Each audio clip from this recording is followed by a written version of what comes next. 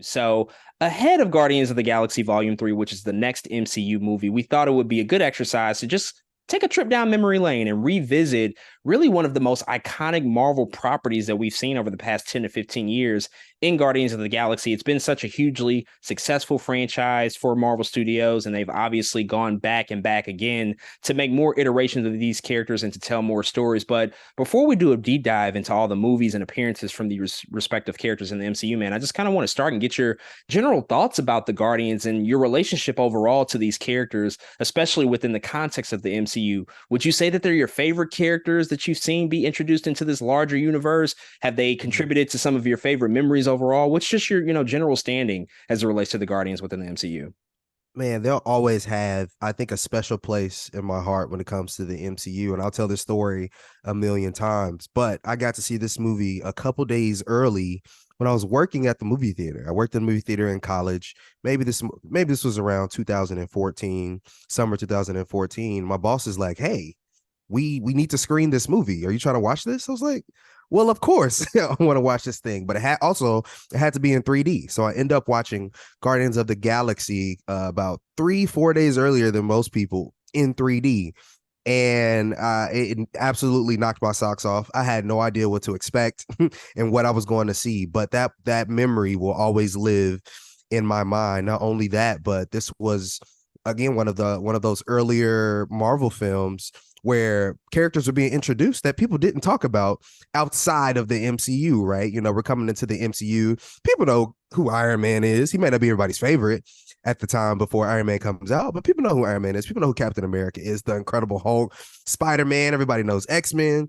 But who the hell are the Guardians of the Galaxy? Everyone was like, what is this film? What is it going to be? And so again, after I watched that film and James Gunn introduces me to this ragtag team of random people I had never really heard of before, of course, a little bit, I was in the comic world, so I knew of them, but I didn't know who they were. And I think that taking that time in that movie to learn about who they were, man, again, will always have a special place in my heart because we hadn't got, I think, a movie with that kind of team up with like the movie is the team versus there. Of course, there's Avengers and those are multiple movies put together, but this is a movie about the team from the beginning, right? This is like the root of how they came together. And so I really enjoyed that. And I enjoyed also how I think imperfect they were, which is why what also tied me, I think, to the group. None of them were great people, to be honest. They all had their flaws. They all created mischief somewhere in the universe. Shoot, they met in a prison. You know what I'm saying? So if you put it like that, and so they have plenty of stories, I think, throughout the MCU, which I love and have become accustomed to, and moments that are my favorites, man. I can name so many parts of the Guardians. I think about really Infinity War. I love when Guardians even meet other people. And so, when Star Lord pulls up on Iron Man and Spider-Man in the Guardians in that moment, I really love moments like that. But I also love just normal Guardians moments that allow, I think, us to be like, oh, now they're a team. Like something very cliche, like the "We Are Groot" scene, right? That's just so memorable of a moment at the end of Guardians that we get. But man, again, other than that, they are just again one of those early, I think, iterations of what a team is supposed to look like. We didn't get Fantastic Four in the MCU. We didn't get X-Men in the MCU. We got Guardians. And I think appreciate that, and I think I always will. So yeah, they're very special place. Yeah, I mean, just their incorporation into the larger story that was being told was certainly one of the things that I raised an eyebrow to at the time when you heard this name, Guardians of the Galaxy. Similar to you, I had heard of them before. I had heard the name be said, but I just was not familiar with the characters or what they were going to bring to the story that they were telling in live action. And at that particular time, when we're thinking about 2012, 2013, as the movie was being developed, Marvel was certainly riding a high. They were coming off of the success of the first Avengers movie, which overperformed, I think, everybody's expectations and really kickstarted everything that we've seen out of them over the past 10 years. But to then go back and still take another risk and to still do something that was unexpected Mm-hmm. just could not have been forecasted, I think, by a lot of people, because when you see a studio produce movies that become successful, I think the regular thinking is oftentimes they'll just go back to the well of what's already worked. Whereas we see with Marvel Studios, at least at that particular time, they were still trying out new things and still trying to find their footing and introducing new characters that were super risky, especially for just how they were going to relate to other characters and how they were going to, weave into the overall story and tapestry of everything that they were trying to achieve. And so they have produced the Guardians of the Galaxy team within the MCU. They have produced some of my favorite moments. They produced some of my favorite characters, most emotional moments as well. And just time and time again, every time I see these characters or get a whiff that they're going to be a part of something or come back, I get super excited just because they're unpredictable in a way that you can't really manufacture just because of their actual construct and how they came together as a team within their Mhm. story. That's also reflected in just the other stories that are being told, whether it's in a bigger crossover event or whether it's an animation or whatever the case may be. It's just always this really interesting integration of their sensibilities and their styles within everything else that's happening with the more grounded characters like an Iron Man or a Captain America per se. But let's, rewind the clock a little bit. Let's go back to the time of pre Guardians of the Galaxy before the movie had actually came out. As I said, Marvel was certainly riding a high. The Avengers came out in 2012, dominated the box office, kind of ruled the world. And from then on, they were nearly unstoppable. They were just dropping hit Mhm. after hit. They had their plans to move forward with, and everybody was just very, very thirsty for what Marvel was going to do. And we had also had some suspicions of what the huge, big, epic crossover might look like because they teased out Mm. Thanos at the end of the Avengers. And so people were Yep. wondering, like, well, where is Thanos going to come into this whole plan? And then out of nowhere, we started to hear the rumblings that Marvel Studios were starting to develop a Guardians of the Galaxy movie. Kevin Feige first mentioned it, I believe, in 2010 at Comic-Con that year. So we're talking 4 years away from it actually being released. But then as we got closer to 2014, we started to hear more and more that this was going to become a reality. They started to look for directors and cast people. James Gunn himself eventually signed on. He was coming off of two hit successes, I would say, relatively to their scale in both Slither and Super. And then they were also obviously looking to fill out their cast, which was somewhat of a mixture of people that we knew, like Zoe Saldana or Bradley Cooper voicing Rocket, but then also like some more unknown, unproven talent, so to say. If you watch Parks and Rec, you probably knew Chris Pratt, but he was playing mostly supporting roles. Dave Bautista, if you were a fan of WWE, like we were, we knew who he was, but he might not have been Mhm. as public of a figure in Hollywood as other folks within that movie. So you started to hear all these things, and it was just like, well, what is this movie going to be? Like, how is this going to tie into anything? It's supposed to be this big, epic space opera, this intergalactic adventure. What do you remember about that time when you were just hearing about the movie before you ever saw it, before you actually saw a trailer or a first look from the film? How did you overall just feel about the thought and the idea that they were going to explore this really untapped territory of the Marvel universe? Man, I didn't know what to expect because even at that time, I think everything's coming together. And as you said, even the actors behind this feel ragtaggy. You know what I mean? They all feel like different corners of acting. And then they say, "Oh yeah, Vin Diesel is going to be the voice of Groot." You're like, what?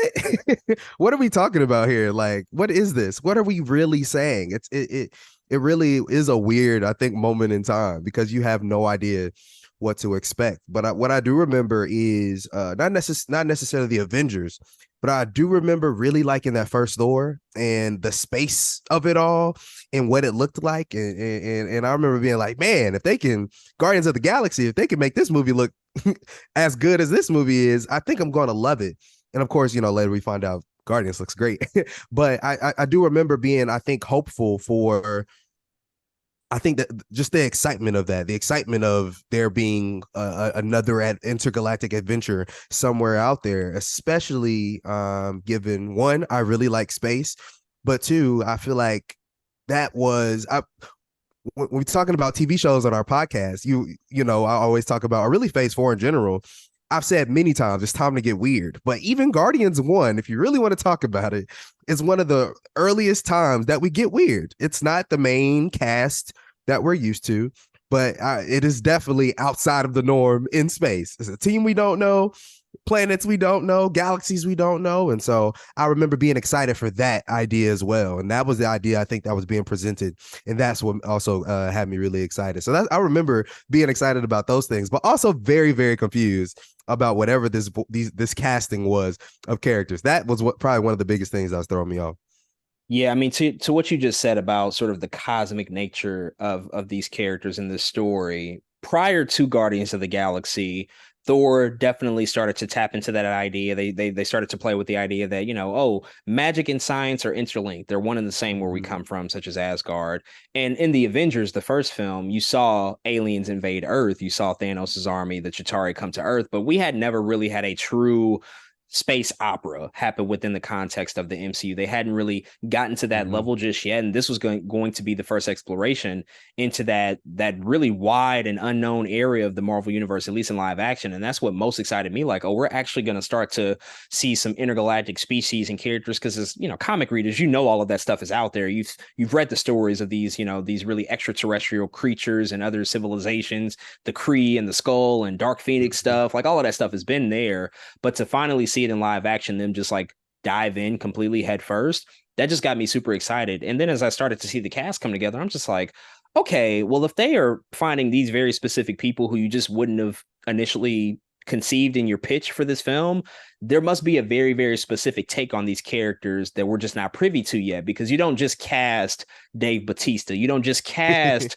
Zoe Exactly. Saldana, you don't just Mhm. cast Bradley Cooper to voice, this raccoon. Like all of this stuff, it at least signaled to me like, oh wow, they are taking still at this point, which was about what 6, 7 years in the MCU, they're still taking chances and risks. Like Mhm. Iron Man 1, huge risk. They bet the entire studio and the longevity of the studio on that movie, and it worked, thankfully. The Avengers was another huge risk. The idea of bringing together all these characters from separate franchises and making it cohesive and pulling it off, huge risk, and it worked. And then Guardians of the Galaxy, just a couple of years later, they're like, we're going to make a space opera and it's going to be weird and directed by James Gunn, who comes from Troma Studios and has only directed like smaller indie movies. And this is Mhm. his first time directing a big budget blockbuster. And the guy from Parks and Rec is going to be the lead. Like, okay, like we're just going to see how it works. Right. And so I just started to hear all this stuff and I'm like, okay, this feels different. This feels super exciting. And I'm here for it. I'm definitely into it because if the MCU is going to continue to grow and evolve, we have to go to these places that maybe on the surface feel uncomfortable and feel unknown, but when you see the vision and when you get the idea and the story behind it, it all snaps into focus and starts to make sense. And so I just remember being super excited.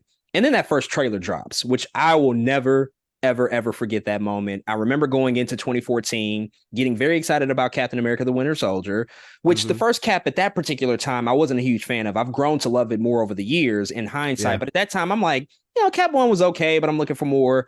Saw the stuff for Cap 2, and I'm like, okay, this looks more my speed. And then right before Cap 2 comes out, we're about 5 or 6 months away from the release of Guardians, and we get that first trailer, and you hear Hooked on a Feeling by Blue Sweet in the trailer, and you get the introduction of these characters, you get Yeah. the middle finger moment from Peter Quill, you get the rundown of Mhm. everybody a part of this group. And I just remember looking at that like, oh, I had no idea it was going to look like this. But what do you Mhm. remember about first seeing that trailer and just like getting that initial flavor from James Gunn in terms of what he was trying to execute with the style? Yeah, I remember. I think just I could not believe how really the middle finger from Peter Quill in that trailer like threw me off completely because I was like, wait a second, MCU, because up until that point, not completely right, but we had been really clean. Of course, like Iron Man as a character isn't the most clean character. I mean, he done all kind of crazy stuff in those movies, but there's something about I think the upfront craziness of what the Guardians brought in that trailer. And I remember the trailer being so, I think, focused on music, which again, you could even tell before the movie comes out. You're like, this is a very musical trailer. Is this, I feel like the movie is meant to feel the way this music feels as well. And of course that ends up totally being right. And James Gunn makes music a big part of that project. But I remember being like, oh man, what is this? This is something we've never gotten before. This is very different. And people are flipping off cameras in the trailer. Oh yeah, it's time. We have arrived. This is different than what we've gotten. This is not the necessarily the goody two shoes Avengers that we've gotten, even though we know the Avengers have their flaws, right? But their public perception is very different. And then you see the trailer for Guardians, you're like, these people suck. Like in a good way, though. You're like, dang, these are not necessarily the nicest people on the earth. And this is what we're making this into. I instantly loved it. I love the trailer. I love what James Gunn was going for. I love the music, and I was just excited to see what was going to happen next, man, because again, it was so refreshing to get something like that at the time. I remember just like being on campus in school at that point. I was in my last semesters of undergrad, and I remember that trailer coming out, and people knew I was like a huge Marvel fan, especially with the movies. And I was showing that trailer to anybody that would give me time. I'm like, y'all got to see what they're doing right here because I don't think y'all understand the direction that they're Hmm. going to go in. This is unlike anything else in terms of like superhero cinema that they've done, and we should be really acknowledging this, and we should be really excited about this. And I just remember watching that trailer so many times, just so shocked and surprised because of that direction and because of that influence of the music and the style and just the weirdness of it all too, Hmm. because we just hadn't really experienced anything like that before. And I'm like, okay, now they're getting into the comics. Like now it feels like we are really tapping into like Marvel Comics lineage, and we're really starting to, you know, really open up the floodgates to just all this weird and wacky stuff that we've seen all these years that can be, you know, made possible on the big screen. And so it just made me super excited.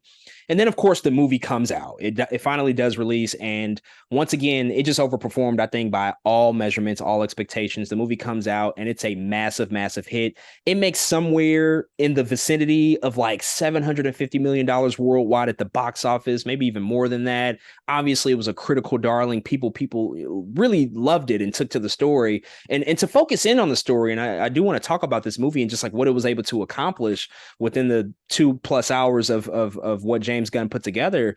It was the introduction. It was the foundational piece that brought all of these members together, and these people who on the surface have nothing in common, but all come from some sort of past traumatic experience in their lives. And now we Mm, have a story that's sort of focused on found family in the most unexpected places, right? Because you get Peter Quill, who gets yeah. abducted from Earth. You get Gamora, who's coming off of the heels of a very manipulative relationship with her father and Thanos. Drax Hmm. is obviously sort of in a state of reeling from the deaths of his loved ones, his wife and his daughter while he's in prison. Groot and Rocket are just, you know, out here sort of like bounty hunters, you know, completing jobs. They're all just coming from such wildly different places. And somehow they find their way together, you know, due to a few incidents that just, you know, coincidentally kind of brought them in the same space and time. What do you think just about the story and how James Gunn and his team constructed their meeting up and them establishing that really strong bond between them that we see communicated so often now, this idea of family between them, but it all really kind of started within that movie from such these disparate places. Yeah, I think there was a somewhat of a disconnect in the MCU at the time for I think the idea of a family. Sure, it's a thing now. Sure, you could call the Avengers that, but the Avengers come together when they need to come together, right? Versus Guardians they're literally a group of people who spend all their time together, you know, at some point in time. And I think James Gunn seen that. I think he was like, okay, we don't have Fantastic Four. I would very much think that was a proponent in all of this. He was like, we don't have them, but there are small elements, I think, and ideas from that team that we can take and have a team that is always together. And I think he even asked himself a question. One, why did they come together? But even more importantly, why did they stay together at the end of the day? And I think that's a tremendous way to approach things. You even just said it. They all come from these different traumatic walks of life. Something happened to them. Gamora and Thanos have a weird relationship. Shoot, Drax and Thanos have a terrible relationship as his family gets slaughtered. Slash Ronan the Accuser. You know what I mean? There's just enough there of trauma for you to say, okay, I can relate to that.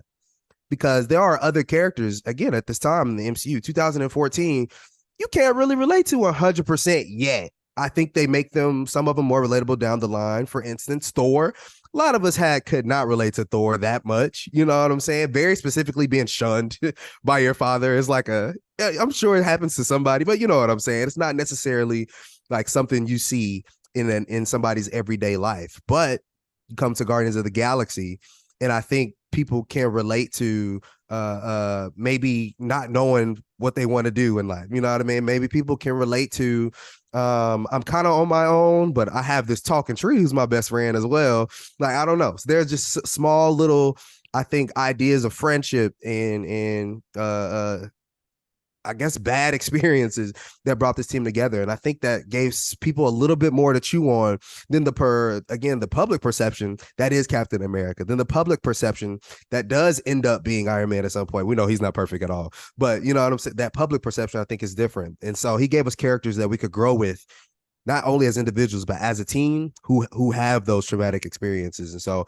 I love that approach. I thought it stuck with me because I love team ups, but I like team ups even more when you're like, these dudes are terrible together. What is going to happen here? I love team ups even more when it's like that as well. So yeah, that is that. I love that James Gunn went that direction, and I think remember the first time I was like, oh yeah, I see what you're doing here, James Gunn. So yeah.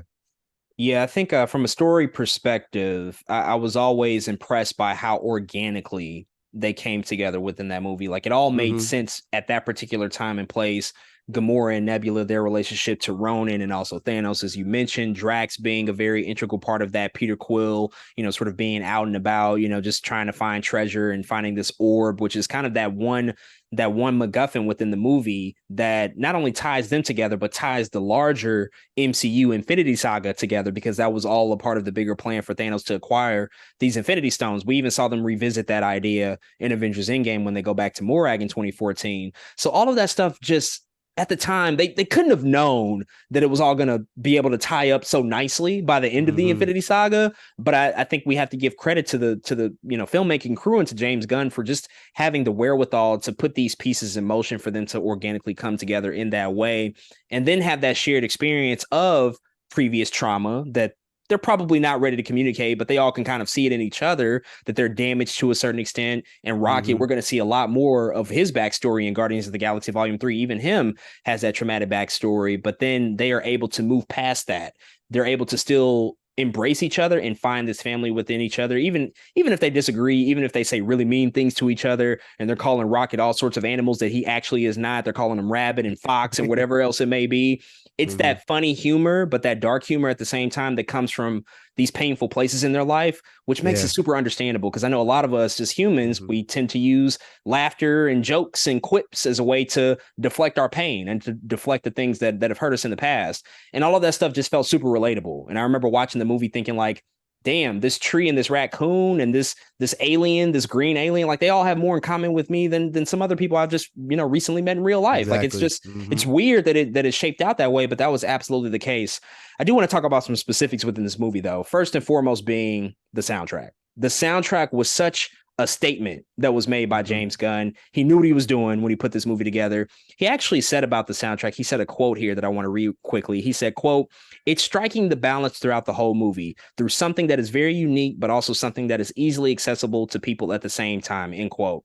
So I remember watching this movie and thinking, okay, I know like maybe three-fourths of these songs. I've heard them before, but I don't know and remember where I heard them from. But now I'm only going to associate this song with this movie. Like when you hear Pina Colada, I cannot think of anything else besides Guardians of the Galaxy at this point. Mm-hmm. And like a song like Cherry Bomb, I had heard it before, but it was never used in the way that it was used in this movie to like Mm-hmm. ramp up to the third act and to get you really excited about the final battle that was going to take place.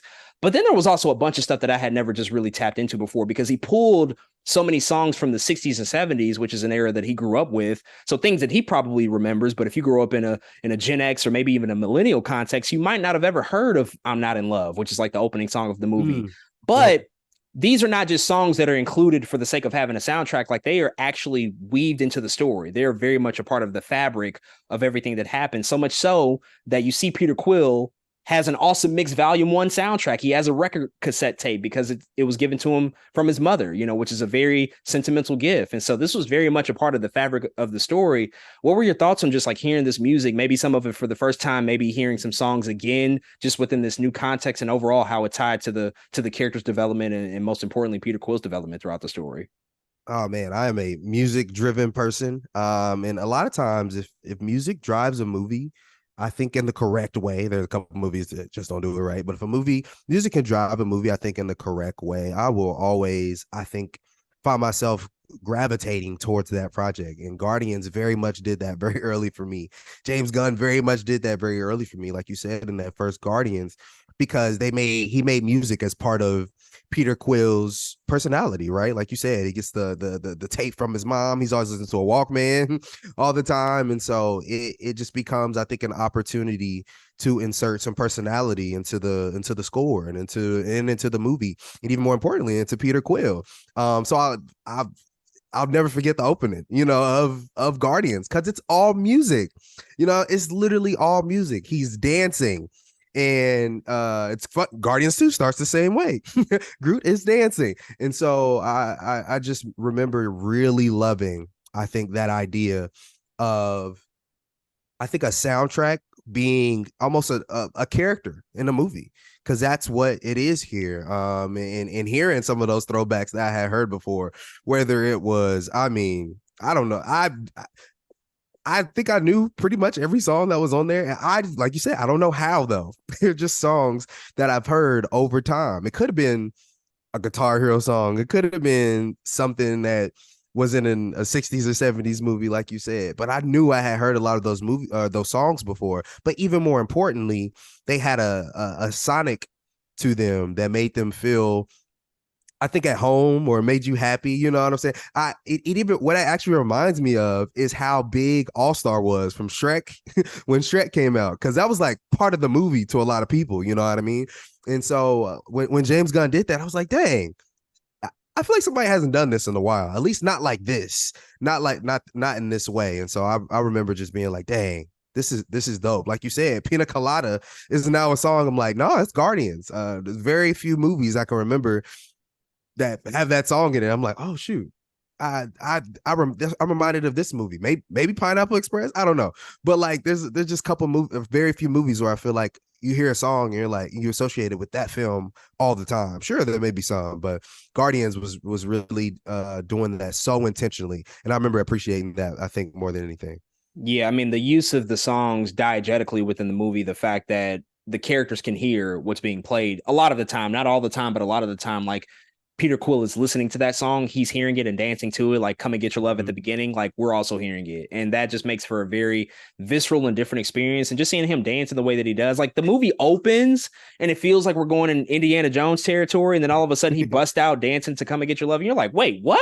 What movie am I in? And it's like, I had forgotten the trailer that I had saw right before it. Like Mm-hmm. I remember seeing the trailer thinking the same thing, like, oh, this is weird and different. But you go into these movies and sometimes I think we just kind of expect the status quo and we expect to Mm-hmm.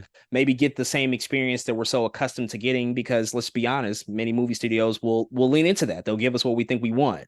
And Yeah. that's often the same thing. But then you go into the movie and it's like, oh no, we're in very good hands because he's not just going to do the same stuff that we've seen before. This is going to be totally different. Mm-hmm. The last big thing I do want to hit on before we keep moving here is just kind of the introduction and the relationship and how it ties all together with Thanos, because Thanos does become a bigger, badder idea within the MCU, as we know, with Infinity War and Endgame. But it all really kind of started here. I mean, again, he appeared in the Avengers, but his first real presence in a film was in this movie, even though it was for like 2 minutes. It wasn't for much. And Josh Mm-hmm. Brolin had been casted, but we started to learn about the relationship between Gamora and Nebula, which has become so important into the storytelling. And then also his relationship to Ronan, who was the main villain in this movie. I don't know if many people are looking back fondly on Ronan as like a great villain, so to say, but he did Mm-hmm. serve a particular function to not only unite the Guardians, but to also sort of tee up a bigger villain that was going to be on the way. What did you think about them sowing them seeds, here early in this story, and how they, ultimately played off in the later movies that we'll talk about throughout this podcast? Yeah, there's some arguments to be made that first Guardians make some of the most important ties in the Infinity Saga, right? Between Gamora, without Gamora and Thanos' relationship, Vormir never happens. You know what I mean? Like, that's a very big piece of how the Infinity Saga concludes. As well, you just talk about Ronan, the accuser, man, and not only, of course, the story between him and Drax, but it was one of the earliest moments we get somebody who's Kree into the franchise. You know what I mean? It's like Guardians is really doing a ton of work. They introduced Nowhere, a planet that becomes very important. They introduced the Collector, another character that becomes really important again, and that's all of outside of the normal Guardians, which do end up being as important as they are into all of this. Without Rocket, without Rocket, do you even get, what does that look like for Thor to get Stormbreaker in Infinity War without Rocket? I don't know. I don't know what that looks like. Nor Groot being the handle of Stormbreaker. You know what I'm saying? Like, there's so much that first Guardians, I think, plants in order for all of that other crazy galactic stuff to happen, that just makes you feel or makes me realize how important of a movie that really is, man. And I think it's part of the reasons why I like it so much too. Of course, it's just a good movie to me in general, right? Through and through. But it's also like one of those films where I think they understood, sure, we can put some stuff here that may mean something for the future, but they could also mean nothing at the same time. Nowhere could have meant nothing. Ronan could have meant nothing. Thanos in his relationship to Gamora in Nebula could have meant nothing, but they just made a good movie and they end up meaning something down the line. It's like, it's one of those things where you look back, you go, no, that movie's important and more important than I think people realize because we're far removed from it. Next year, it will be what, the 10-year anniversary of Guardians of the Galaxy, which I can't believe I'm saying that. Where did time go? But that just speaks to, I think, the how long these stories can be told, as we're about to watch Guardians 3 next week, and next year is the 10-year anniversary of the Guardians 1. So yeah, it's just it's really amazing when you think about it, that impact that Guardians has in that MCU. But man, that, like, again, now I'm thinking, where would the MCU be without them? Where would those small moments be without them? Because everybody knows, again, when Thor comes to Wakanda, it's one of the coldest moments ever in the MCU. And so I can't imagine that happening, though, without Guardians of the Galaxy. I can't imagine some of those small pieces being implanted in some of those big moments happening without Guardians of the Galaxy, man. It really is it's kind of crazy how integral they have become over the years. So their impact, man, it's really it's really hard to speak on it because it's that immeasurable to me. I mean, and on top of the things you said, we can't forget it introduced the Nova Corps as well. That was a big Ooh, component yeah. of this movie. The Ravagers became a big component of this movie and future movies. The Mm-hmm. Collector as a character, all of a sudden became super important. Him holding the ether, that Infinity Stone for Mm-hmm. Thanos to later acquire. There were just so many building blocks, that were established here. To everything you just said, do you think it's the most impactful movie that Marvel Studios has ever produced? Because you said a lot there. It holds a lot of Right. weight in terms of everything that they've done so far. And I remember specifically, I don't know if you remember this, probably, but a few months after this movie, Marvel held that really flamboyant presentation where they unveiled all of their phase 3 plans, which we had no idea about. We saw movies like Captain Marvel pop up, we saw Black Mm. Panther pop up, we saw, I think, another Ant-Man pop up. We even saw, and they haven't done it, at this point, but we saw the movie that they were going to do with, not the Illuminati, but the what's the other alien race? Not the X-Men. They didn't have the X-Men at the time. It starts with an I. I can't even remember it right now. The Not the Immortals, not the Eternals. It was the TV show that they did on ABC that was really, really bad. Oh, yeah, with Black Bolt, Yeah. and Medusa. I don't know why I'm blanking on this all of a sudden. No, I'm blanking Uh, because you're blanking. but they announced that, and Inhumans. Inhumans, yes, that was so difficult to find. But they announced the Inhumans. We know that they didn't go forth with that. There was a weird trade-off between them and Marvel TV. All that to say is that they got really, really confident in their future plans. They got really Mm-hmm. confident to announce a lot of projects that I don't think they would have announced if Guardians had not been as successful as it Mm-hmm. was. And so, with all of that in mind, and with everything you said, do you think it's like the most impactful and maybe most influential movie that they've released up until this point? Man, it's crazy. This is all in hindsight, but when you put it like that, man, it's pretty up there. And the only reason I'm second guessing myself is the existence of Iron Man. It's just the nature of Iron Man and It's the how foundation, right? it's the foundation. But Guardians told them they could soar. Guardians walked, so like you said, Captain America or Captain Marvel could soar. So all these other galactic movies could soar. And now I'm thinking, like, man, without Guardians, even when think about just the landscape, without Guardians, would Thor Ragnarok have been a thing? You know what I'm saying? Like, No, it wouldn't have been. I just don't see a landscape in which that exists without Guardians. And so now you're asking that question, and I'm like, man, it might have it's top two. I don't know if it's two. I don't know if it's one, but it's now that you mention it, man, I think it's between that and Iron Man for how just for how crazy they go after that moment after 2014, because that really is low-key, you could call it like the Marvel Renaissance, because really it's after phase 1 starting almost and in Guardians territory. That's like you said, banger after banger after banger, but Guardians showed them that stepping out of that comfort zone, that is that first phase, is it was sky the limit after that. It was we let's put this thing together, and but we could be weird again, or we could be weird now in this moment. So man, I might be on the boat of it's pretty up there in terms of how influential it is. Again, top two right now. I don't know if it's one or two yet, but I have to think on that. Yeah, I mean, I've long been on that boat that it's up there for sure. We can't overstate the importance of Iron Man and what Robert Downey Jr. and Exactly. Jon Favreau Mm-hmm. did in setting the tone for all of this. Like without that, there is no MCU.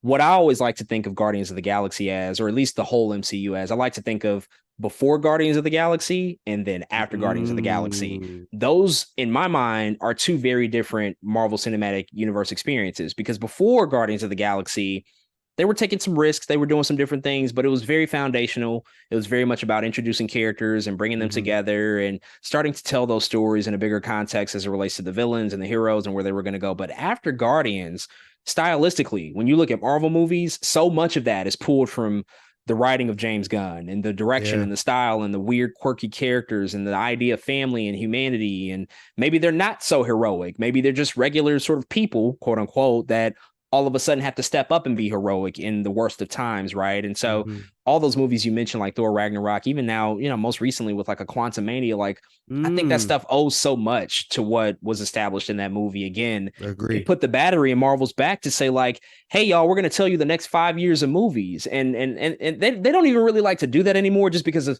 the nature of how things change so frequently. But I remember so vividly at that time, like, oh, y'all are confident now. Like Guardians, we can see like you're doing Captain Marvel and you're doing Thor Mm-hmm. Ragnarok and you're doing Inhumans at the time, at least Avengers Infinity War. It was like, oh, this stuff is really huge that you're going for these big, big cosmic swings. I just, as I said, I don't think that they would have done that if that movie had not been successful. They probably would have had to pivot and maybe do Yeah. some more grounded approaches and more quote unquote normal stories that would have been a little bit more digestible for the audience. But we do have to move on. I know we spent a lot of time on that first Guardians movie, but it can't be overstated how important that movie is. But as we transition to Guardians of the Galaxy Volume 2, 2017, comes out 3 years after the first movie. Now they have been firmly established as like a new franchise within the MCU. As I said, the first one was super successful. People were eagerly anticipating the second edition. It comes out, it makes even more money than the first one. Critically isn't as well received, but still very, very positive reception and feedback. And we Mm-hmm. were also in the midst of really, really ramping up to Avengers Infinity War. This movie came out a year before Avengers Infinity War, in fact, and it's sort of set off a streak of massively successful movies for Marvel at that particular time. Because right after this movie, you had Spider-Man Homecoming, then you had Thor Ragnarok, and then I think you had Black Panther right after that. It was just a really, really, it was a really high time to be a Marvel fan at that particular moment. And the story here was more so focused on Peter Quill's relationship with his father, and we got the Mm-hmm. introduction of Ego, played by Kurt Russell. Whereas the first movie was a little bit about Quill and his relationship to his mother and how he ultimately got kidnapped from Earth after her death and had to deal with that in his young adult life. To now trying to figure out, well, where does he come from? Who is his father? What is his true lineage?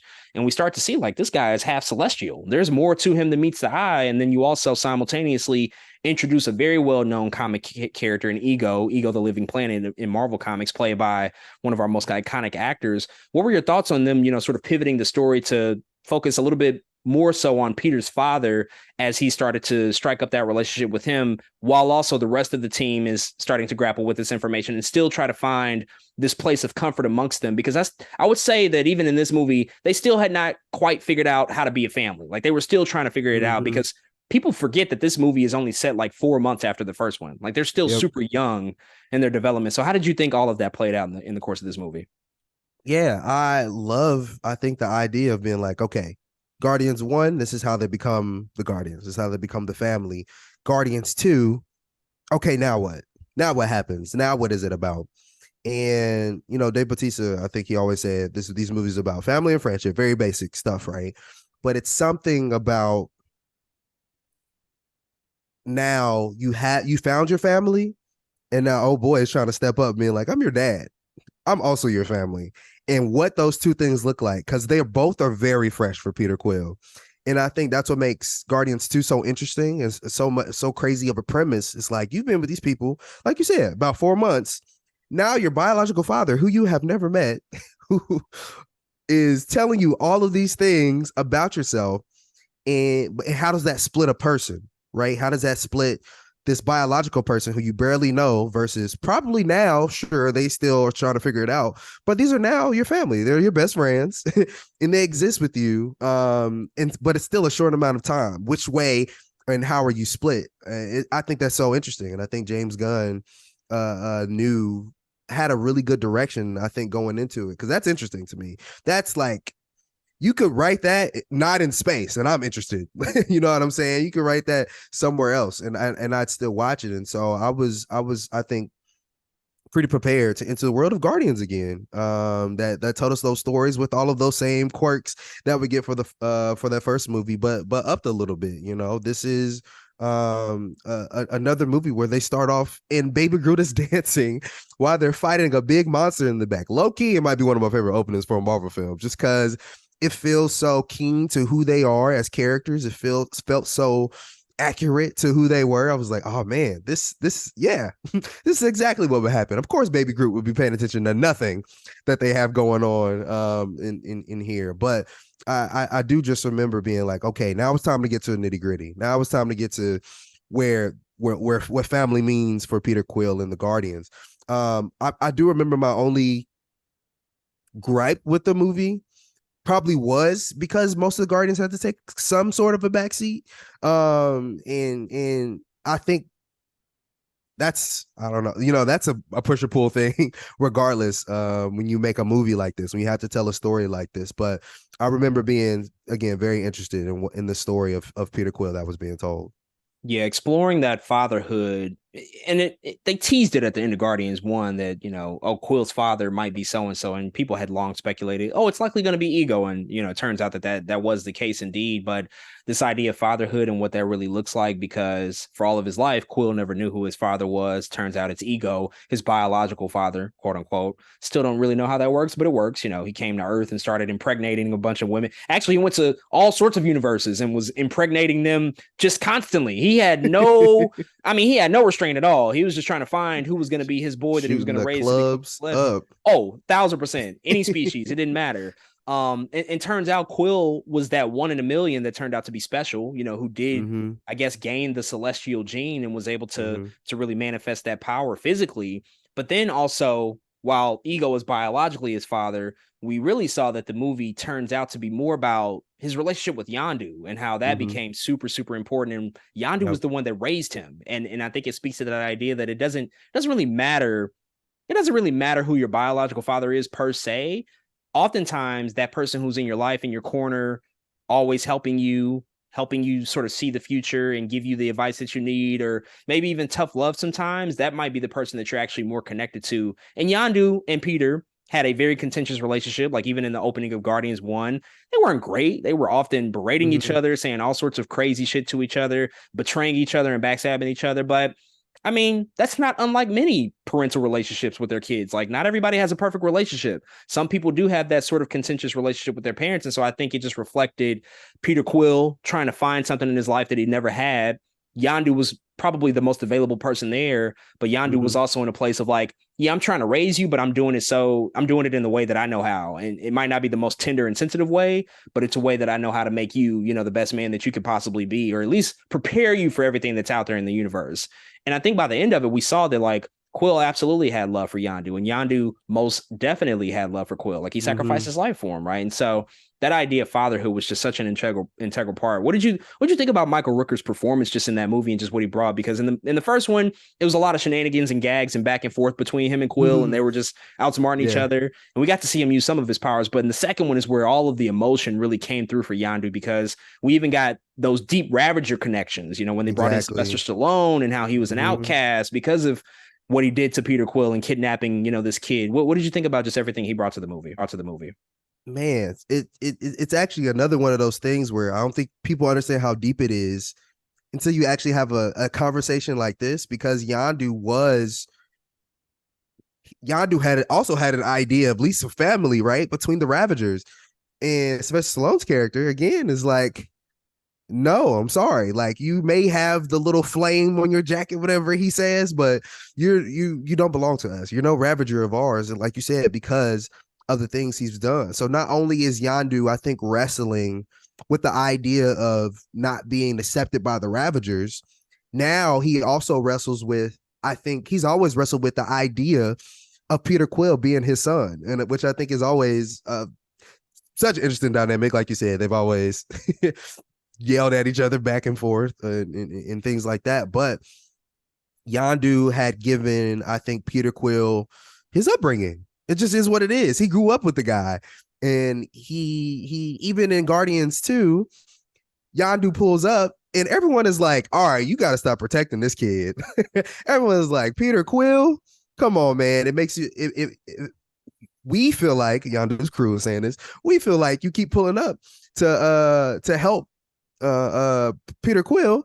That means you don't love us, kind of type thing. And Yondu's like, whoa, whoa, whoa. You know what I'm saying? He has to constantly feel like shut down. I think how he feels about Peter Quill being his quote unquote son, or his makeshift son, whatever you want to call it, his adoptive son, if you want to call it. It's crazy to think about that. In the ways and dynamics in family. On one hand, the Ravagers won't accept you, which again to me is Yondu longing for family. At the same time, he won't accept Peter Quill completely as his family. It's like, dang, Yondu, which side are you on? So I think his character presented some very interesting conflicts in that film, which, again, like you said, he ends up very much loving Peter Quill. He doesn't say it until later down the line. But I like the journey that Yondu goes through in that film and figuring out what family means to him, but also what Peter Quill means to him, man. Because that's like a whole nother, I think, part of the film that a lot of people don't necessarily talk about versus just him and Star-Lord alone. It's like, no, Yondu was kind of searching for a little family himself, but he would never verbalize it, I think, in that way. And I think part of the movie is Yondu learning to verbalize that and verbalize Peter Quill being his adoptive son and how much he loves him. Yeah, I mean, you even get that moment towards the end of the movie when they're battling Ego and Yondu is trying to tell Peter, like, I don't have these telekinetic powers with this arrow because of my mind. Like, it's because of my heart. Like, he unlocks that idea for Peter. And so the Yes. idea of like tapping into love to actually unlock who you're fully capable of being. It didn't even hit me when I first saw the movie, but as I rewatched it over the years, I was like, oh my God, like that is a beautiful lesson, like that he taught him and that Peter had to pick up in the worst of moments. You know, he's battling his biological father while Mhm. his adoptive father is lying underneath a pile of rubble. Like, what type of situation is that for any person to be with? And he also just, a few minutes ago found out that his biological father killed his mother. He implanted a cancerous cell in her brain. Like, it's mind blowing when you start to take all of that into context and how much was happening in that movie. And it was just like beautifully Mhm. done. And that's why I've always loved that movie. I know it definitely got a little bit of it wasn't it wasn't as loved as the first one, and I think that there's a lot of validity to that because a lot of the other characters do get somewhat of a back seat in the movie, but when it communicates its ideas that are very central to the story, I think it does so exceptionally well. Mhm. Do quickly want to talk about some of those other big moments. Gamora and Nebula also have huge development in this movie. I think larger even beyond them, we start to see like some more adoptive members become a part of this Guardians family. Nebula Yep. starts to low key become a part of the family, and then even Mantis as well is introduced Mhm. as a new character by way of Ego, and she starts to become like a new member of the family. What did you think about just seeing that idea explore and grow? That this family was growing at the same time while it was dealing with this almost omnipotent threat, Ego, the Celestial, who was threatening to take out everything that they knew. Yeah, I started, I think, to conceptualize Guardians as being more than the what original five people that was in Guardians. It is the movie that you start to think, okay, wait a second. Technically, Guardians, people can go in and out of Guardians and still always be Guardians the same way kind of that the Avengers works, right? Like there's been so many Avengers over the years in comic book history that like you could probably name a character and they're probably Avenger at some point. But Guardians kind of I thought about that same thing, but maybe on a I think a little more, of course, not only galactic scale, but people who aren't perfect or don't have perfect past. And Nebula very much resembled that. She was such an angry individual. She's like one of the most mad people I think ever in the MCU. She is just angry all the time. But it made sense to me that as I think Gamora matured, that I think Nebula also slowly started to come around and look like a guardian. By that same token, the introduction of Mantis was, to me, 10 out of 10. I really like Mantis. I think she's hilarious. I think she's a great addition to the Guardians. Even, I mean, Mantis in the Guardians video game is amazing. 10 out of 10. Like, I was like, that's a good character right there. But the translation on screen as a Guardian made so much sense to me because of the dynamic of that group in Nebula and Mantis as characters. It was like, oh shoot, of course they could be Guardians of the Galaxy. Anybody can be Guardian. You know what I'm saying? After a while, you're like, anybody can be a Guardian of the Galaxy. So I really like that idea with the introduction of them. Not necessarily the introduction, but introducing them into the family or into the team. So yeah, that I loved it. I thought it made sense to what was happening at the time, especially because they didn't, specifically Nebula didn't have like a perfect entrance right into the team. Literally, Guardians 2 starts off and they go get her from what they call the gold people. Oh, I don't those know what golden people. Yeah, yeah, I forget their names.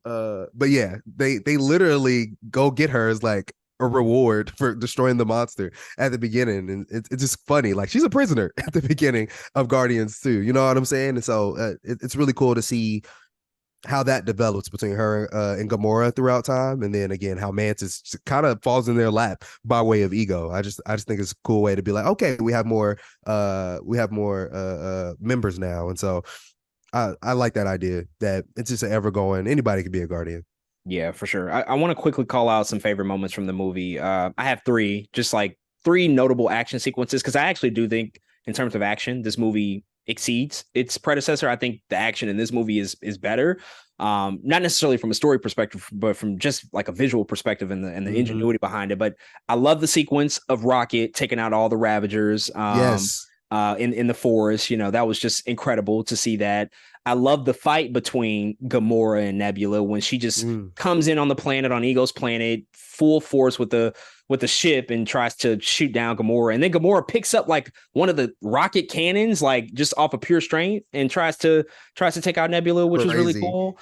And then the last one I'll just quickly mention, and I don't, I always kind of forget this because you talk about like some of the more I guess mean elements of these movies.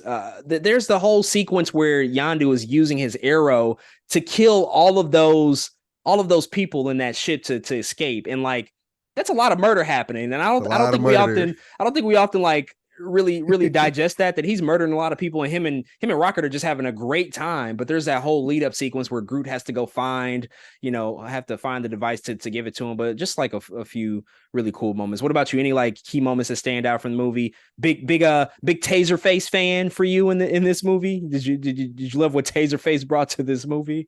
That shit was I fun. do like that is one of the funniest moments for sure when Rocket is strapped to that chair talking about Taserface, man. That moment's pretty up there just because how funny it was. I really like the opening. Something about it that just it makes sense to me. Drax being an idiot and going inside the monster, which they are telling him is just as thick in the inside as he is on the outside. It's something about that.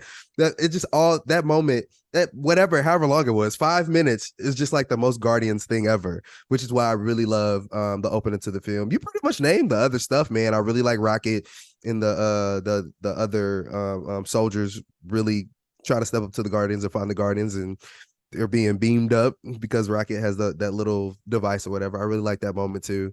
I don't know. That's pretty much it, man. Yeah. I'm sure there's more, but off the top of my head, those are definitely some of my favorites. Yeah, a lot of big moments for sure. Let's move on to Infinity War. So this is the big crossover event. All the characters in the MCU were going to come together to fight Thanos as he was trying to acquire the Infinity Stones. And because of that fact, the Guardians played a very, very important role in this movie. They weren't just like they're supporting characters, like they were very much connected to the story because of the relationship between Gamora, Nebula, and Thanos being their father. They knew of his plan, they knew what he wanted to achieve, and they were really there as like the devices to help educate everybody else about what was going to happen here. Like we saw Thanos in the opening of the movie. He takes out the Asgardian ship. He kills Loki. He destroys Hulk. He damn near kills Thor, but Thor is able to get away.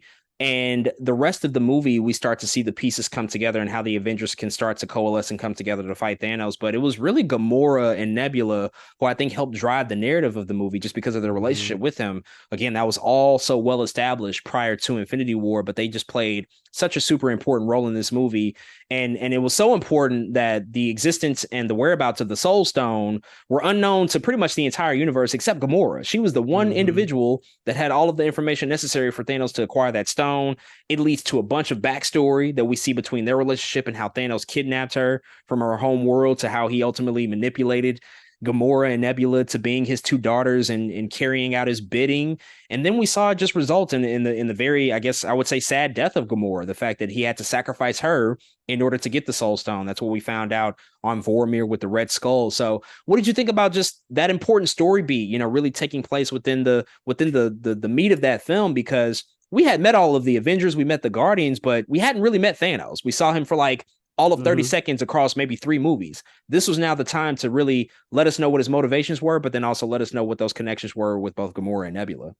Yeah, I love that when Thanos finally shows up, when we're seeing him completely in person and actually be a full fleshed out character for the first time, that we already know so much about him. I think that's one of my favorite things about Infinity War. Is like, of course Thanos can just pull up. We know everything about him. We don't have to spend the time per se to know his whole story, because we know the galaxies that he's destroyed. We know these people in Gamora and Nebula whose lives he's somewhat ruined to a degree, right? We know the relationship he has with them. We know the relationship he has to Drax. It's just there was enough there. We knew he was behind the Chitauri army in the Avengers. You know what I'm saying? There was enough there for us to be like, oh, yeah, this is fine. We don't need necessarily a movie explaining to us who Thanos is. And so I love that we're able to jump right into the relationship things. And I also love that this Infinity War now, in a lot of ways, is about family, at least a fucked up version of it.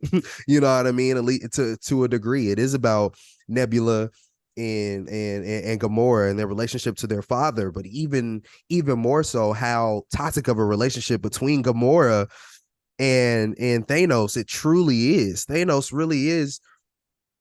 It's crazy that leading up to this, Gamora and really thought that Thanos didn't love her, to a degree, but because of the way that she had been treated over time. Or Guardians 2, Nebula is telling us the story that every time Gamora and her fight or have a sparring session and Nebula loses, Nebula gets a part replaced, which is why she looks the way she looks. Very fucked up shit from Thanos, you know what I'm saying? And so it's crazy, because then when Thanos does sacrifice Gamora for that Soul Stone, or at least a little bit of moments before that, Gamora is like, you, haha, you got to do somebody you love. You don't love me, and tosses her. I think it's the craziest. It's still, to me, it's probably top 5 still craziest moments ever in the MCU, just because she was so sold that Thanos did not love her enough to get that Soul Stone. But Thanos is so complicated of a character to where you understand where Gamora's coming from. And then when you see Thanos shed that tear, you absolutely understand where Thanos is coming from too. It's just a really cool, like character deep dive moments that they were, I think, inserting into Avengers Infinity War. Again, mainly off the backs of a lot of those Guardians backstories of what we known about Thanos up until that point, man. Really, really well done stuff there. But I think it created again some of the more shocking moments of the MCU because of that groundwork that they did in those Guardian movies. For the most part, man, it was they did a good job. Yeah, Thanos is the ultimate gaslighter. Like, he's the biggest gaslighter in the MCU. He will make you believe one thing that isn't necessarily true, but he's not lying at the same time. And what I really loved Mm-hmm. about Infinity War, and then what we found out also in Endgame, is that Gamora and Nebula knew him so well, and they knew that like Thanos is a man of he's crazy, he's genocidal, but he's not a man that doesn't have character. At least like he's not a liar. They Mm-hmm. always said like he's Exactly. not a liar, even when Gamora tried to lie about the whereabouts of the Soul Stone. He's like, I never taught you to lie. You don't get that from me. That's why you're so bad at it. That tells us about who he is as a person, that he still has Mm-hmm. conviction to a certain extent, as genocidal and as crazy as it might be to wipe out half of the universe. But those two characters, Gamora and Nebula, part of that stuff is reflected in them and how they walk their own path in their own life, but they also still retain a lot of their own humanity in what they went through, because the stuff that he inflicted upon them is just so painful and so terrible and traumatic that they have to find them they have to find their way back to each other and find that love Mm-hmm. between those two, which is often a huge battle to overcome because he pit those two against each other. And then once they are able to eventually get to that place, then he fucking kills Gamora, right? Like he takes her off the playing board. And it's really sad when you see that. Like, they finally reached a place where they were starting to get better as sisters, and they were finally Mm-hmm. starting to reach that path. And Thanos gets rid of Gamora, and it's almost kind of Shakespearean in how it happened. And I just love like the way that they brought that all together and made Thanos even more important to them than what was previously alluded to. Another fun element, though, at least of Avengers Infinity War, is just all the team ups that we got, because the Guardians is such a big team. They split up. You had Gamora and Nebula with Thanos, but we also got weird combinations that I just could not have predicted. You got Thor, Rocket, and Groot, who went off on their own adventure. They had to go to Nidavellir to get a new axe for Thor. And then opposite of them, you got Star-Lord, Drax, and Mantis, who teamed up with Iron Man, Spider-Man, and Doctor Strange to go to Titan to ultimately Mm-hmm. fight Thanos. And so we got Guardians flavor all throughout this movie. They were really kind of the one team that had a presence amongst all the Avengers. Like, That's every true. Avengers team was pretty much spread out between space and Earth, eventually in Wakanda, but the Guardians were present for all of that stuff. So again, it just reinforces how integral they were to the story. But what did you think about just those team up and those pairings and those moments to see the comedic bits play off of each other, some of the witty stuff that was said, like even between Star-Lord and Iron Man, those two in a room together, which was crazy to see. What were your thoughts on just seeing all that stuff come to life in Infinity War? Man, even in thinking about how Star Lord didn't know Missouri was what was it, on Earth or something, or Said, I'm in not from Earth, I'm America. from I'm not Missouri. from Missouri. He's like, that is on Earth, you idiot. It's just it's little moments like that. It's just like this is perfect. This really is perfect. Because Star Lord is, he knows the galactic stuff, but he doesn't necessarily know too much about where he comes from. But as a result, he's now paired up with this kid who watches way too many movies, who is from Queens. You know what I'm saying? Like, it's just crazy, I think, to think about the ways in which that goes down, because they should be more alike than they are, per se, but it their nature makes them alike, not necessarily the things that they say. And it's just, I love that dynamic between them so much, especially Iron Man being, as he's like the dad of the group at that time, where he's just, him and Doctor Strange are like serving as two dads. And Star-Lord and Spider-Man really do feel like kids in that moment, because they're just kind of naive in that way. So I really love that team up there. Man, when it comes to Rocket, Groot, in Thor, man, what a, before watching that movie, that I could actually did not see that coming. I think as much because how weird of a group it is. Thor, Rocket Raccoon, and is like the most comic booky thing I've ever heard, them being together at any point in time. But I could easily see a comic book where they'd go on a small adventure like they do in Infinity War. And that's why I think I love that team up. It feels so comic booky. Not only that, but there are two people in the MCU that are very unhinged: Rocket Raccoon and Thor. Two very unhinged people. So I was very excited to see, I think, where their adventure would take them, and what quips they would say to each other, and how stuff like that would go, man. But I love their adventure too. Again, it was very much very galactic adventure. They were in space. They were messing with a whole star, but just to see, I think, the dynamic of, again, characters I never imagined seeing be together, and the two unhinged ones at that was pretty cool. Whether it's Rocket making statements about Thor's eye, or I don't know, just anything, man. It was just really cool to see, and I appreciate that. That's the route they went. They were like, okay, we got to split these Guardians up. Half of y'all go over here, and half of y'all go over there. The other two, they got to deal with their daddy. You know what I'm saying? It was like, okay, let's do it. So I love how much they were sprinkled throughout the film. Yeah, you could just tell that in the writing, Marcus and McFeely were probably having a field day, just thinking and knowing about the possible combinations of what they could use with these characters and putting these scripts together. Because you take a Robert Downey Iron Man and put him next to, Chris Pratt Star-Lord, and just imagine what they say to each other. And even before that, like when Thor first meets the Guardians, and you got Gamora admiring his muscles, and Quill is jealous, and then they also talk about his weight, and he's like, I'm gonna get a Bowflex, I'm gonna commit, like, just great stuff. But the highlight of the movie for me that I feel like I just like watch it and rewind it so much because of how much is said in such a short amount of time.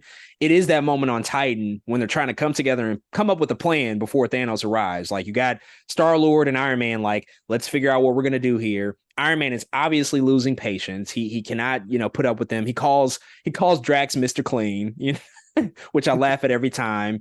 And there's even that moment where Star Lord's like, "Hey, don't call us plucky. We don't know what it means." It's like, you idiot. Like, how do you not know what plucky means? But I think one of my favorite lines is where he's like, "Oh yeah, Flash Gordon, that's a compliment. And don't forget, I'm half human, so that 50% of me that's human, that's 100% It's you that's 100% stupid." of Or you. this, it's just stuff like that. It's like, who thought of that? Like, who came up with that It's idea? crazy. Mhm. But it's really fun stuff, and you just like before everything kind of hits the fan towards the end of the movie, you just get to see those really really fun moments and energetic moments between all these characters. But the end of the movie did bring us, one of the most devastating endings I think in cinematic history that many of us experience. Of course, that's the snap by Thanos. He achieves his plan, collects all six Infinity Stones, and wipes away half of all living life in the universe. And specifically, the Guardians that we lost were Star Lord, Drax, Mantis from Titan. We also lost Groot as well. I think that was it, though. Gamora was already dead. Nebula got left behind to be with Tony Stark. That seems like everybody that Yeah. was accounted for.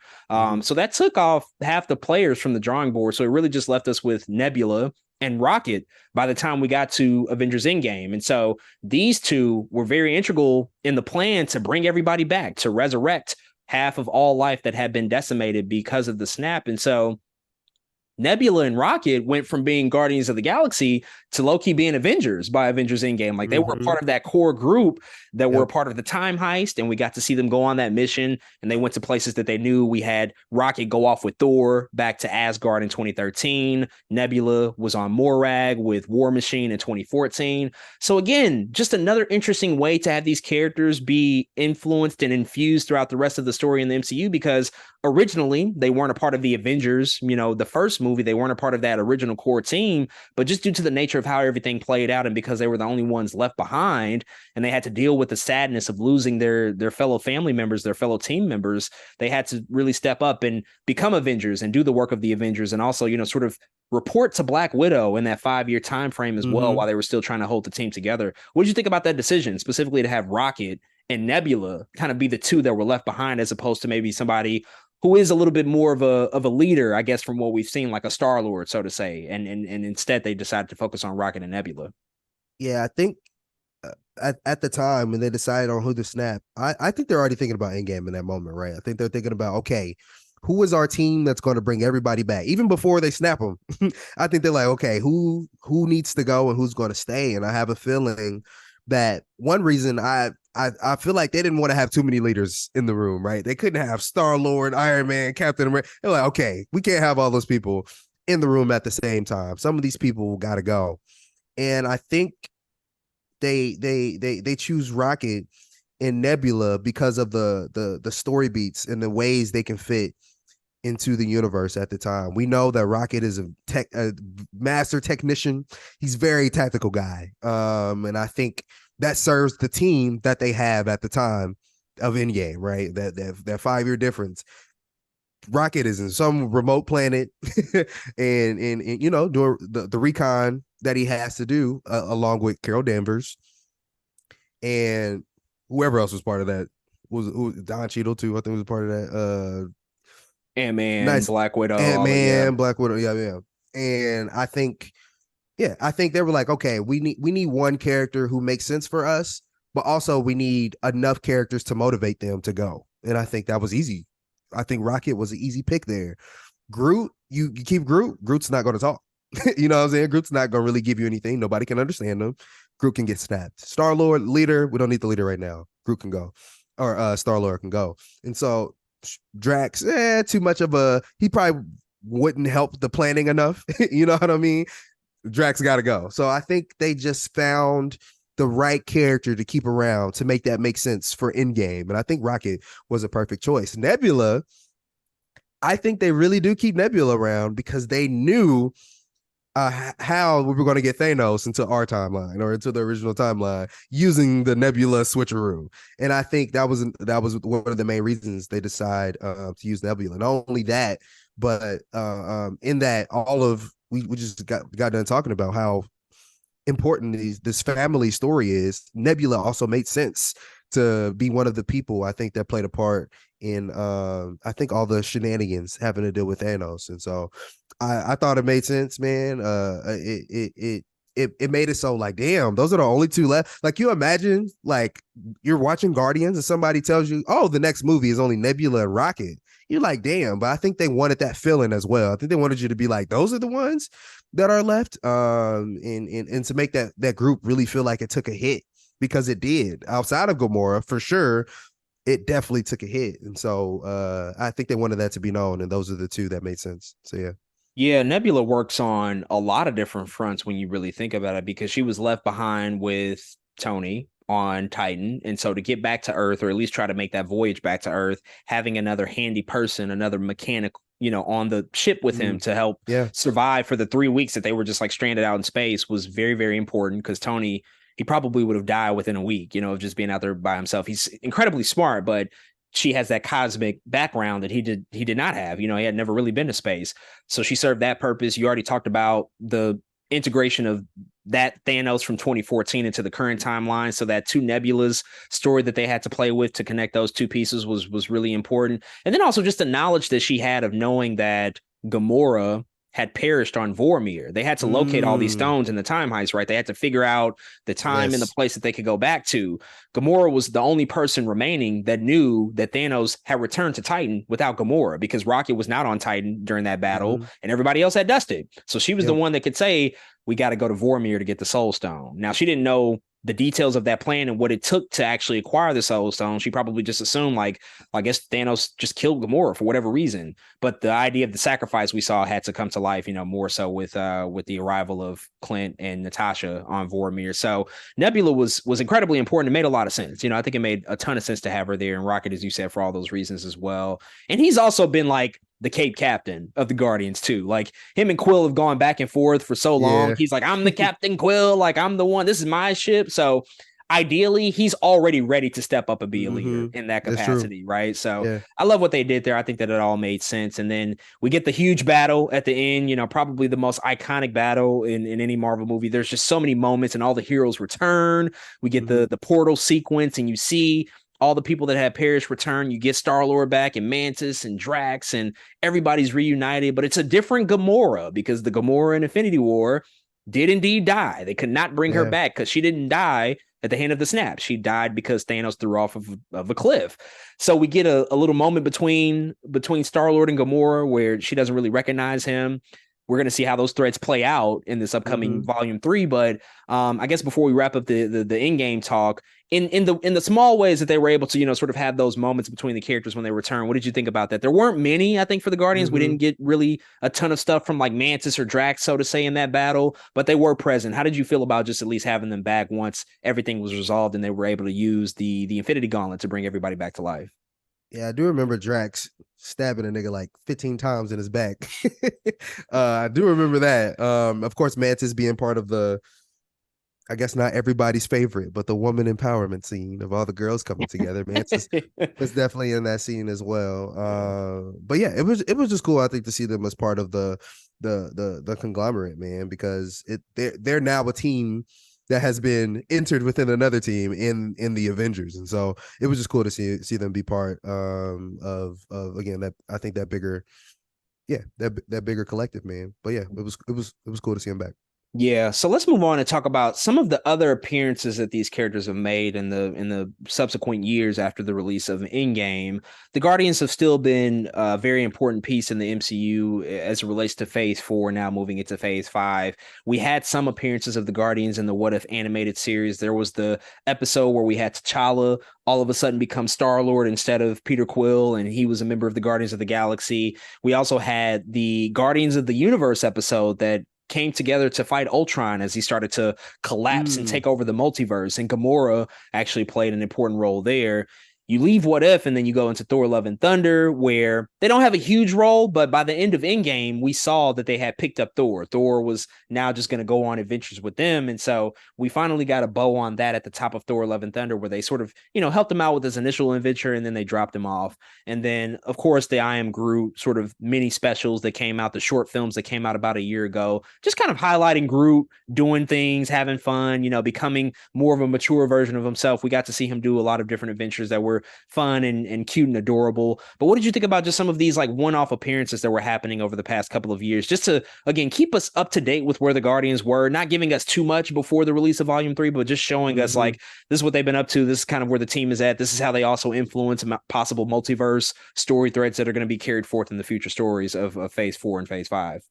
Yeah, I think it makes sense in the service of the story. Thor does leave with the Guardians, so it's like after that, you gotta go. If a Thor movie's coming out, you gotta go somewhere. So it was cool to see him at the top of Thor Love and Thunder. I thought that was cool. Of course, I really love the idea of T'Challa being Star-Lord. That's just a whole another, I think, can of worms and story that's really interesting there.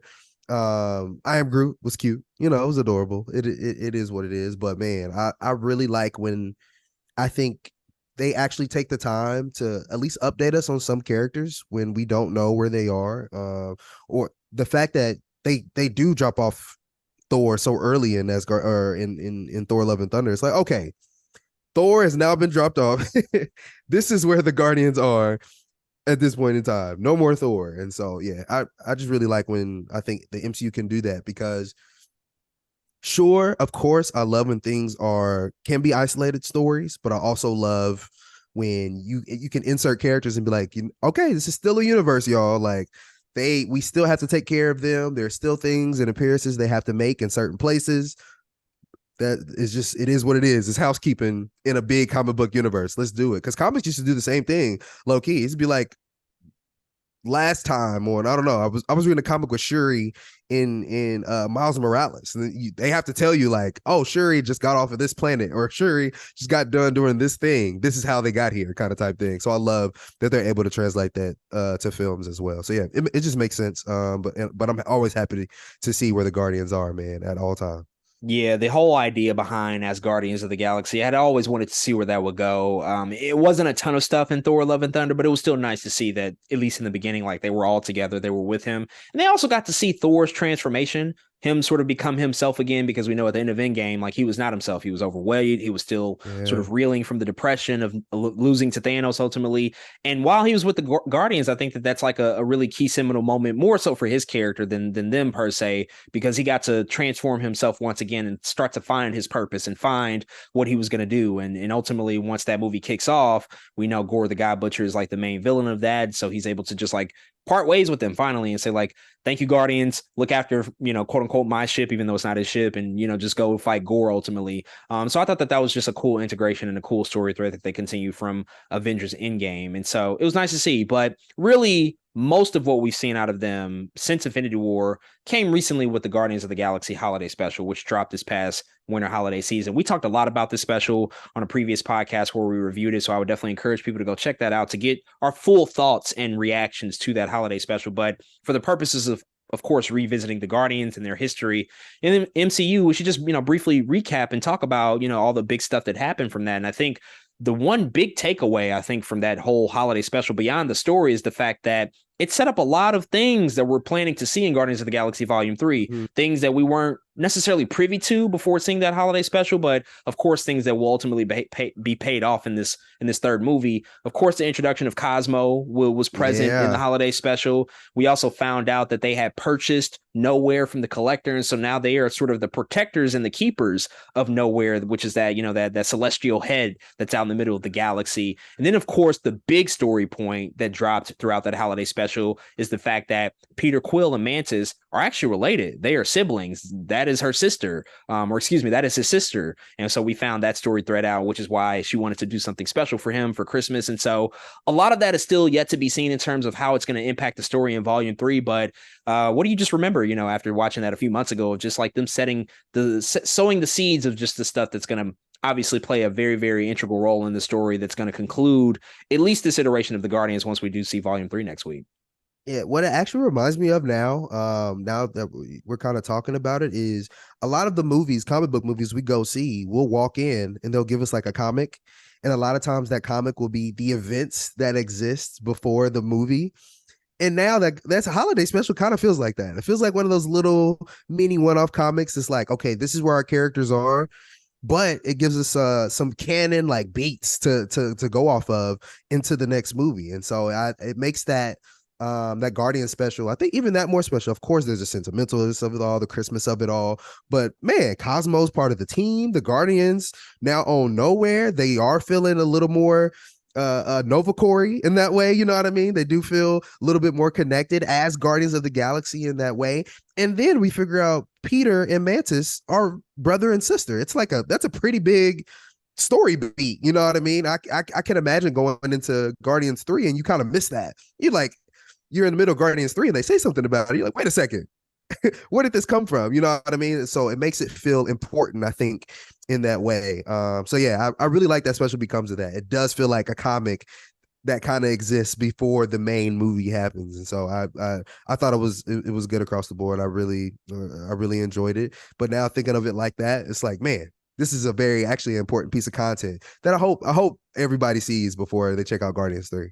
Yeah, it's kind of the first time even Marvel is played with that idea and that type of experiment. They did film the holiday special while filming Guardians Volume 3, so it's very much connected to again what we're going to see in that movie, but they hadn't really done that before. Take something of a project on Disney Plus and directly feed it into a next theatrical release, right? And so we're going to Mm-hmm. see how it all comes together, and I imagine it'll do so in a very satisfactory way. But it was just nice to catch up with them, spend a little bit more time with them beyond just like 5 minutes. Like we actually got substantial like 40 minutes. We got to see Mantis and Drax just randomly go to Earth and raise all sorts of hell on Hollywood Boulevard and at Kevin Bacon's house. Like it was really fun stuff. But beyond that, as you said, it is catching us up within the interim events of the big notable things that happen between movies and between different events of seeing them appear throughout the MCU. So that catches us up. That takes us all the way into the release of Guardians of the Galaxy Volume 3, which is happening next week. Before we wrap up here, man, we're going to see the movie this weekend. We're going to obviously review it next week on the podcast.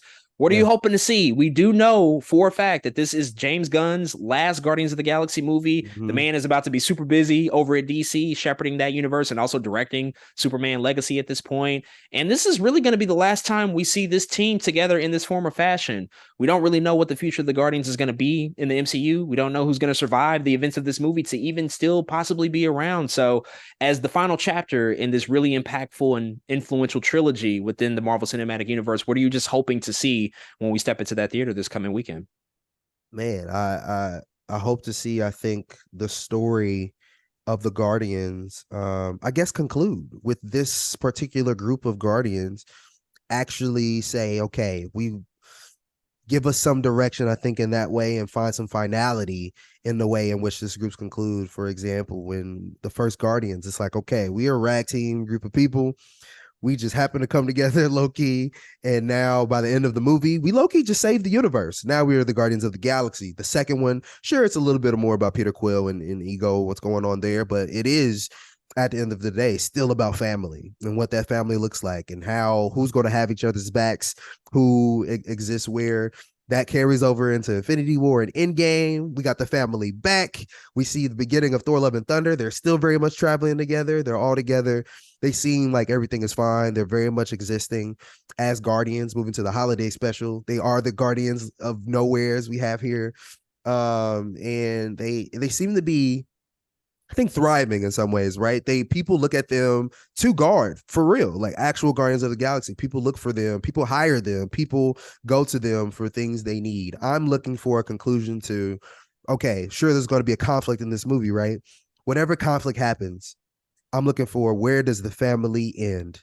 Does the family end in turmoil? Does the family end in some form of happiness? Does Star-Lord have to move on because of the conflict? Who makes it? Who doesn't make it? I'm really just looking for, I think, a conclusion to that family aspect of what that looks like for them in the MCU. Because to me, that's a completed arc. You got the beginning, you got the middle. This is legit a trilogy. I'm really looking forward to what it means in the final moments of Guardians of the Galaxy, man. And wherever that takes other characters, who knows? There's been several actors and actresses who came out and be like, nope, this is my last movie. So, we won't see them again. But there are other people who haven't said anything, who probably might show up again. So I'm looking for really, I think, the conclusions and answers to that. Who is going to continue past these Guardians movies?